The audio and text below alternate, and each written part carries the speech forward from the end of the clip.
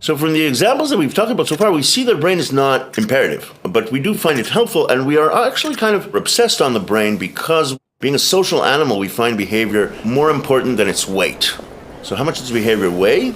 Well, nothing, right? You have the famous story about the division in NASA that had to calculate the weight of the rocket going to the moon, and they would go from the ones who made the rocket engines to the ones who made the lunar lander to the ones who wrote the software, and they would ask them how much every single bit of their equipment weighed, and at some point they got to the line item that was called software, and they asked the computer department, how much does the software weigh? And the head of the department says it weighs nothing at all. And they said, listen, even if it's just a fraction of a gram, we want to know how much it weighs. He said, well, it weighs nothing at all. And they just couldn't accept it. They said, look, we have to put something in the calculation. You can't put zero. And he said, wait, come and look. Do you see these rotating discs with the holes that carry the software? He said, yeah. He said, well, the software is the holes. So in the very same way, behavior is massless.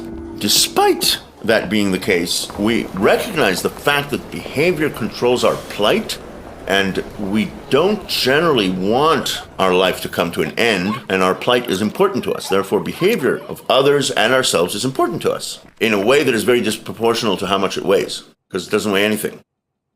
That's probably the only example of one of the characteristics that we have, that there's no correlation between its weight and the importance with which we view it.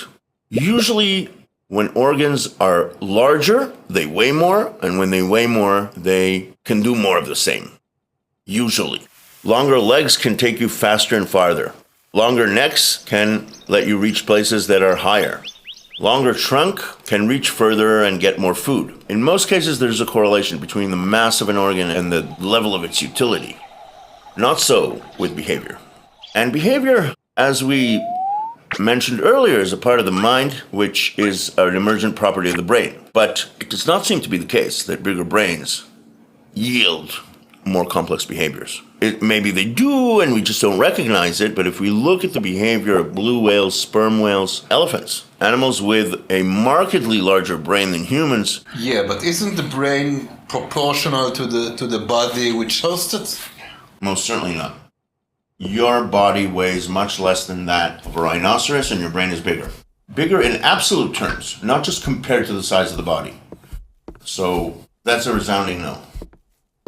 I think that it's conducive to entertain a visual analogy between the machinations of metabolics, the behavior of an organism, and the behavior of a hive. You've got this central intelligence that doesn't really move around much, just gives orders for the rest and orchestrates the entire system that is acting around it. In the case of DNA never leaves the nucleus. It's really good at not really reacting chemically with anything else. So there are a few specialized enzymes that unzip, zip back. Some make corrections, but by and large, DNA is not sensitive to the outside world, and it gives its orders by transcription into RNA, which leaves the nucleus and sends its message to the rest of the cell and the rest of the organism. The brain sits in the skull and transmits neural signals that the body carries out. The brain itself doesn't actually chew any food. It doesn't actually pound any dough.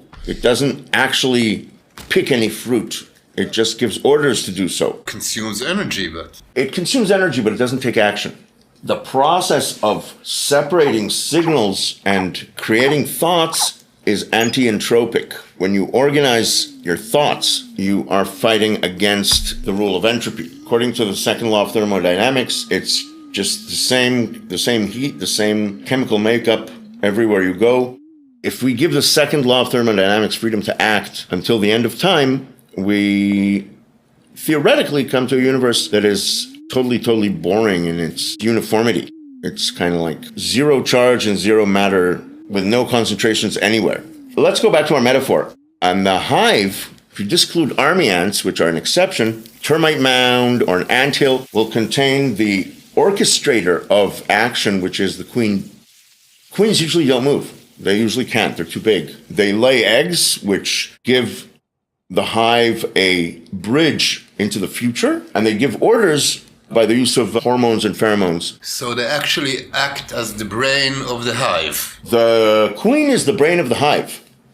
Absolutely. And the brain is the queen of the body. And the DNA is the brain and the queen of the cell. I don't know what happens when army ants eat people, and they do sometimes. Do they save the brain for the queen? I don't know. Maybe they do. I'm not sure. I wouldn't be surprised. I think that Hannibal Lecter will tell you that the brain is the best part of a person. I've never asked him, though.